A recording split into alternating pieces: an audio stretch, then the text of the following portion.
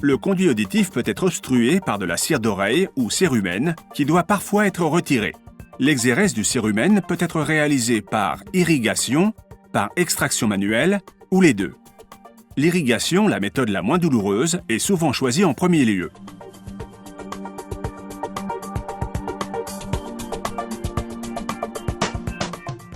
Avant l'irrigation, déposez quelques gouttes d'un liquide céruménolytique pour dissoudre le cérumen.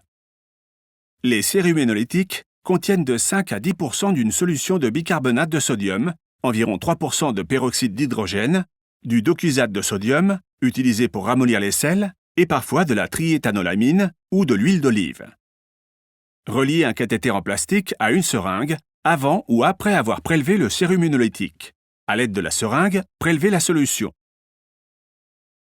Placez le patient sur le côté et éloignez ses cheveux pour dégager le conduit auditif. Déposez quelques gouttes de solution dans le conduit. La solution de peroxyde d'hydrogène mousse en quelques secondes au contact du cérumen. Laissez agir le céruménolytique dans le conduit pendant 15 à 30 minutes.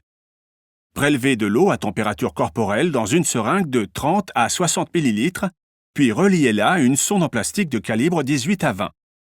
Demandez au patient de s'asseoir, puis placez sur son épaule un papier absorbant ou une serviette, ainsi qu'une cuvette contre son cou, sous le lobe de l'oreille.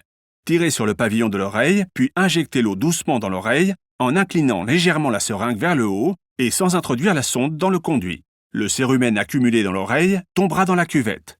Une fois l'irrigation terminée, inspectez le conduit auditif à la recherche de bouchons résiduels. Renouvelez si nécessaire. En cas d'échec de l'irrigation, retirez le cérumen manuellement.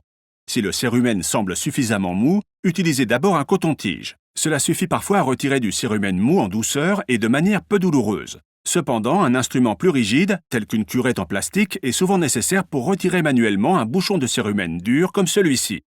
À l'aide de l'extrémité incurvée, plaquez le cérumen contre la paroi du conduit, puis retirez la curette et le cérumen. N'endommagez pas la peau fragile du conduit lorsque vous utilisez un instrument rigide.